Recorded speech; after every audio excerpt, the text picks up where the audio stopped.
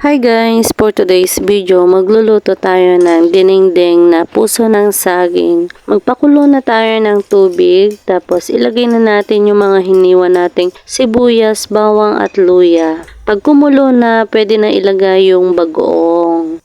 Sumandok nga lang ako ng tubig dyan sa pinapakuluan natin. Tapos, ibuhos din natin yung bagoong. Then, pagkatapos, pwede na nating ilagay yung puso ng saging. At pag naluto na yung puso ng saging, takpan natin.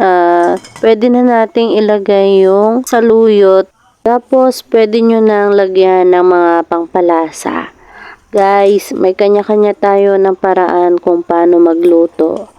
At habang nagpapakulo ako ng tubig kanina, nagprito na din ako ng sahog niya na tilapia.